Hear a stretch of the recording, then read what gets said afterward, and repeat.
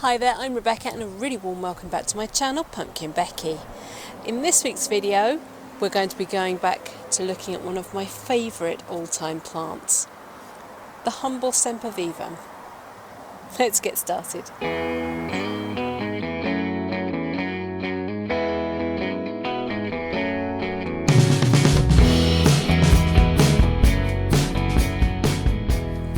Now, I said the Sempervivum was humble, but it is incredibly special. You're currently looking at about 90% of my Sempervivum collection because there are so many different colours and sizes and textures. They're endlessly fascinating. They're amazing for small gardens, they're amazing for balconies, for pots, for fairy gardens. They go down to something ridiculous like minus 34 degrees centigrade. They are so hardy. They can cope with very little soil. They live on actual roofs in France. People's houses, the roofs covered in these incredible little plants. They're part of the Crassulaceae family, so they are essentially a succulent. But they're not tender. You don't have to look after them. You don't need grow lights. You don't need anything. So for those of us in a slightly cooler climate, these are phenomenal. They add a little bit of exotic, but in a really easy to care for way. We're going to go through, we're going to have a look at some of my pots, and we're going to give them a spruce up after winter, and I'm going to show you just how easy these are to look after.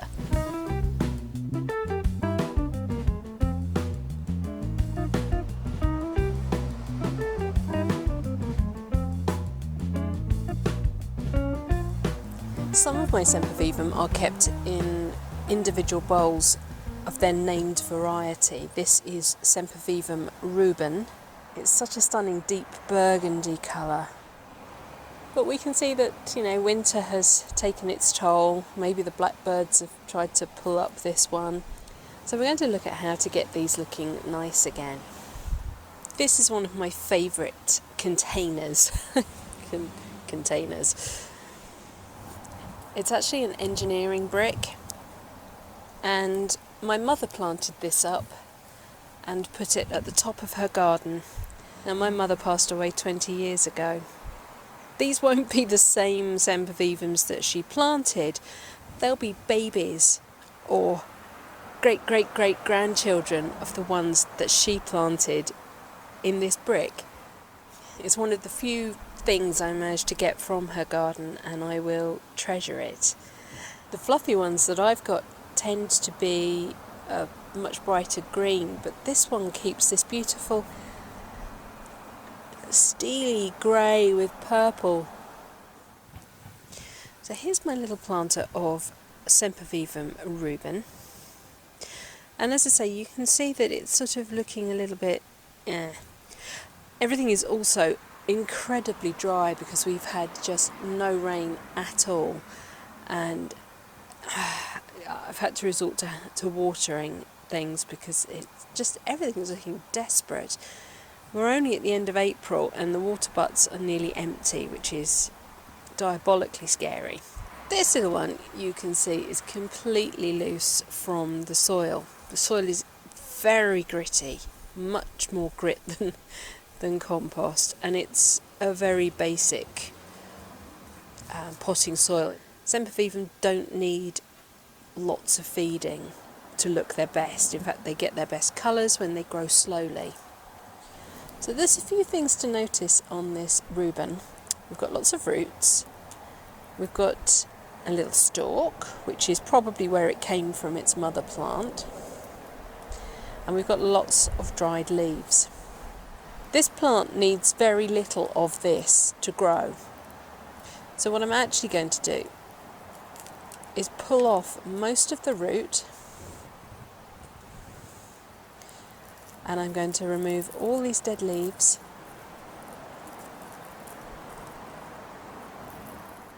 and completely clean up this plant. Doesn't need any of that. and that already looks much fresher. It doesn't actually even need that much root, but we shall plant it with it anyway. And all we need to do is just settle it down into the soil surface, so the rosette is just sitting on. Now I'm going to pull up this one. Sometimes it is easier to undo the entire pot. This one's got lots of root.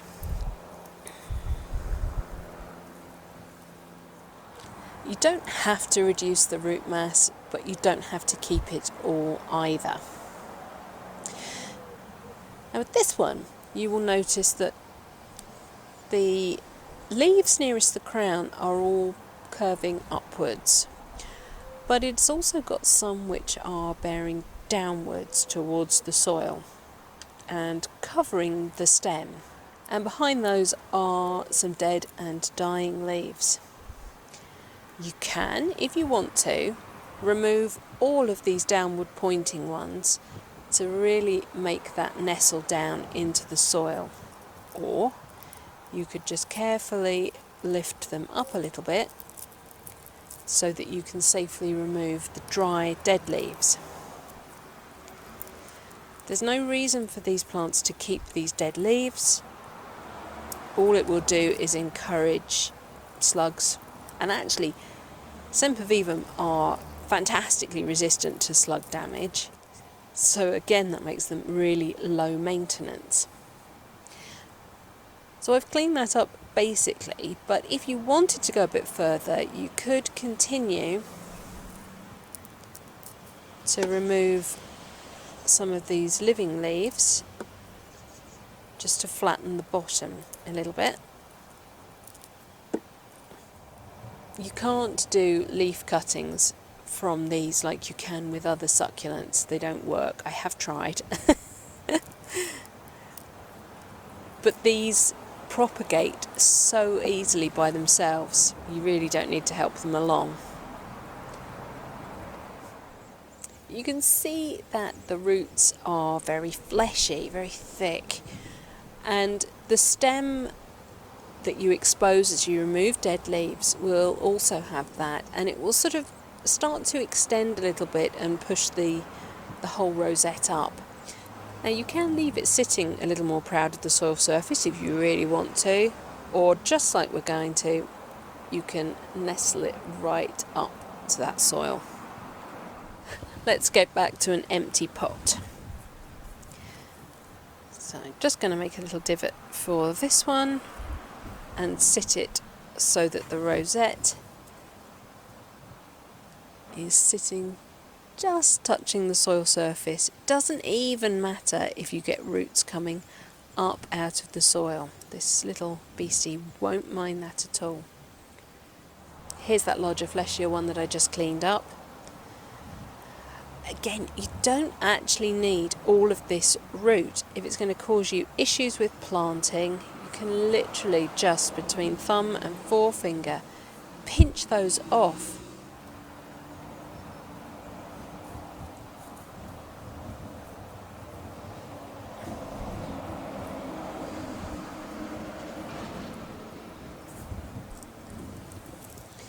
And then I'm going to go ahead and clean up all the other ones.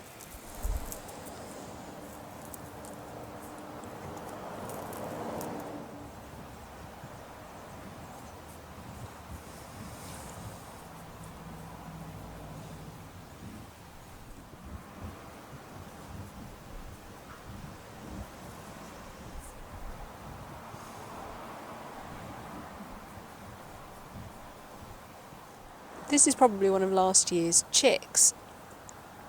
It has a stem on and it has a tiny root system. But that's all it needs. The mother plant has sent out her chicks on these long stems. I'm going to pinch this right off. The plant does not need this to continue growing.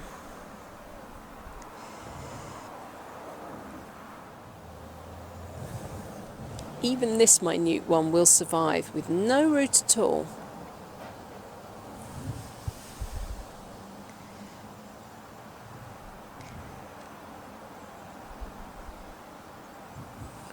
Just place it on the soil surface just like all the others. And there you are. Sempervivum Reuben all cleaned up, ready for the new growing year. My main job with these bowls is to make sure that there's no leaf cover on them, because that will sort of rot things and trap excess moisture. These need to be in a good open situation, so it really does pay to just keep coming and checking, make sure there are no leaves sitting on top of them. This is Sempervivum Silver Line. It had some fantastic flowers on it last year, so I have left the seed pods on the surface of the soil in the hope that I will get some seedlings coming up, which potentially I have, though the main way of propagating is through hens and chicks. This pot is showing a perfect example of hens and chicks. Here, for example, is the hen, the mother plant. She's extended this shoot out from the stem just above the root base, and she has produced a baby. Later in the season, you might find a mother that has a little explosion of babies coming off all the way around on tiny little stems. Leave those to grow. Let them get to this size, maybe a little bit smaller. These are completely fine. Oh, that one fell off. So you can see that one was ready to come off and start living its own life. This little pot has got itself a bit full, so we can actually dismantle this one and replant it. The first thing I'm going to do is just go ahead and remove the chicks that are hanging over the edge, and it's just a case of gently pull, pull, pull, pull, pull, and they will pop off. There's no root, there's just this fleshy stem.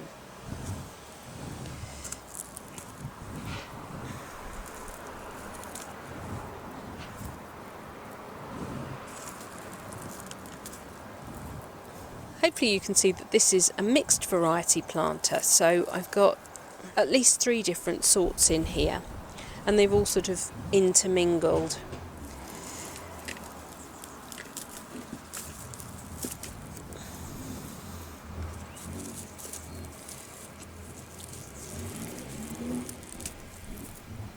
I could move this up into a bigger planter, but I'm not going to. I'm going to just redistribute some of this to reduce the congestion and allow for this year's babies.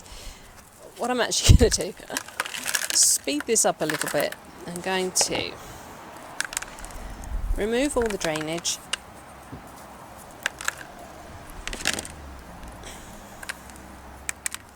You can see there's some perlite in this one as well as some quite chunky grit. I will add some finer horticultural grit into this compost as well when I replant it. As with everything I grow, I do it in a peat-free compost. You see how rough I'm being with these plants? I'm just pulling them out. If you don't want to break off individual plants, you could split the clump like that. But I would say that after a few years of being planted in a bowl, it is actually well worth removing everything and starting again using the same plants, but cleaning them up, giving them some new soil. It helps you keep an eye on soil-borne pests as well. As you're working your way through cleaning up, you might come across something like this. But Sempervivum are monocarpic. That means that if it flowers, that plant is then going to die. But it will only be this plant. It will not be the chicks that have formed off her. It means you get 2 ways of propagating. You get the chicks and you also get the seeds if you leave the flowers on. The flowers are remarkable, very cactus-like. but you will find these strange stumps left behind. This hollow part here is where the flower stem came up, and this is all the old leaves coming off the stem with the roots, and there's the stem it was connected to its hen from. Each plant will give you several years of joy of these little rosettes before it goes ahead and flowers and you end up with this. And in fact, there is an even bigger, better example of that. Look at the size of that stem. That was a huge flower stalk last year. Look, here's another one set amongst the clump. So its chicks will have come off, it has flowered, and it has died. It's not going to do anything else. Oh look, that actually is its chick. It's not going to do anything else. It is reproduced by every means available to it. Detach the chick and keep it, and throw the old plant away. Just like we did with Reuben, I'm going to go ahead and just clean off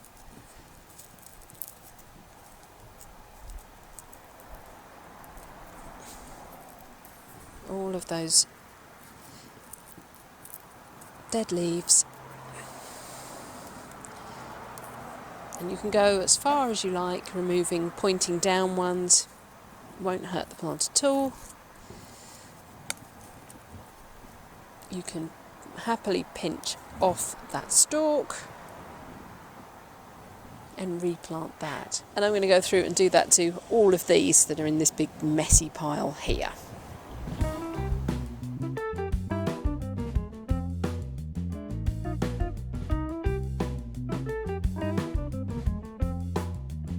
So as I said, I'm going back to my original pot, and I'm going to pop back in the crocks that I had in the bottom, and they just cover all the drainage holes. Then I've mixed up a really gritty soil. This is a bit of potting soil, this is horticultural grit, there's a bit of sand in this. You can see where I have emptied things from other pots. There is bits of charcoal, there's some vermiculite in here, there's perlite in here. Just, you know, whatever. It doesn't actually really matter for these plants. There's even roots from where they were growing other things.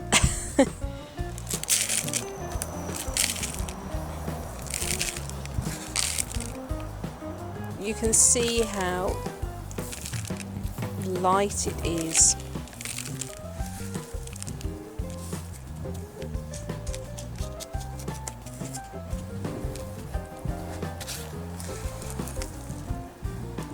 It's good to aim for a sort of a domed shape.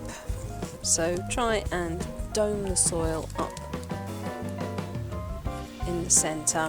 It's all going to get moved around in a second anyway, but you know, have that in mind. Protect yourself a little rim so that water can penetrate into the soil, but because this is so lovely and gritty, it's going to drain straight through and not sit these plants in water. They will hate that, absolutely hate it.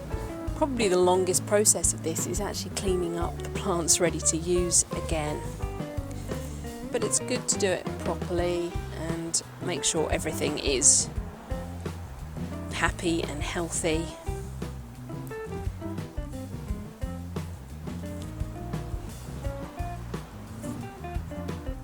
It's nice with bowls to have your larger ones up towards the middle, and then they sort of get a bit smaller towards the outside. You can do circles of colours. You could divide it into sections of colours, and that's what I tend to do, and then they sort of blur together anyway. And some of them, you'll notice, I'm literally just going to sit on the soil. This one here has no root at all, it just has the little stem that came from the mother plant. So all I'm going to do is set it on the soil.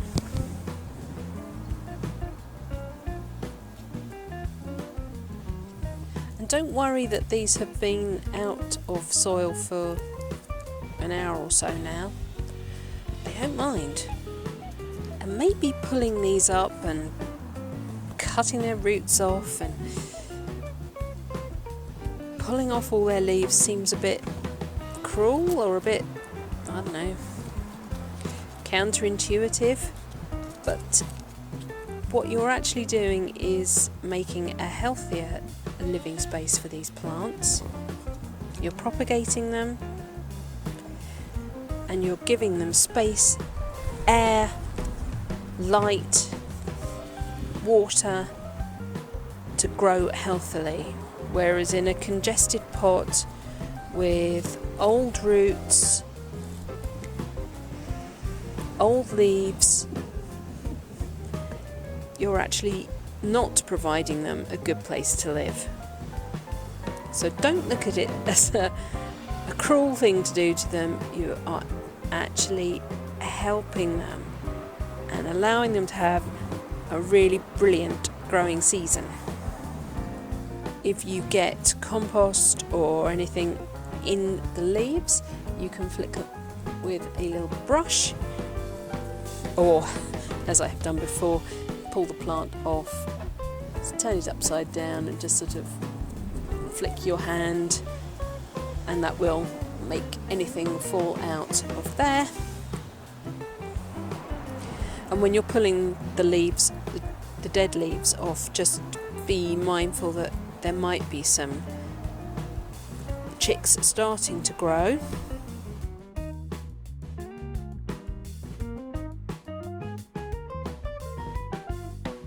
So try not to just yank all the leaves off without looking first. Just be aware that they could be there, because you could be pulling this year's babies off the plant. So you will get ones that have quite a bulbous root system. I could quite easily just prune that all off, and that would make it an awful lot easier to plant.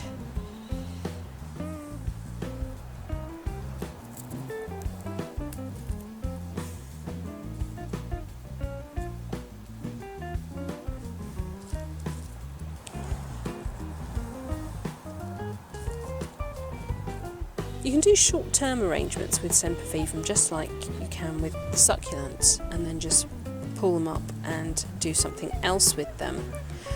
And if you plant them in a situation that you really like it, you can quite easily move them before they go too far downhill. The 3-tier planter I did, the sort of wedding cake look, struggled over winter, so I think I'm going to have that out and either redo it or do something completely different with the plants. Doesn't matter. Had that been for an event, it would have looked fantastic on the night, and then I could have done anything with it. Don't be afraid to have fun with these little plants. They are fantastically tolerant. And there's our little bowl all finished. Everything looks fresher. It's nice to have space around them so that if anything is going to have babies, then they've got plenty of room to do that. Yeah, a good job well done. And I still have all of these left over to do something else with. So hopefully that has given you the confidence to go ahead, renovate your Sempervivum planters, or maybe start new ones. Maybe start finding out about Sempervivums, because they are wonderful. Right, well that's it for this week's video. Thank you so much for watching. Please remember to rate, share and subscribe to me here on YouTube. And until next time, bye.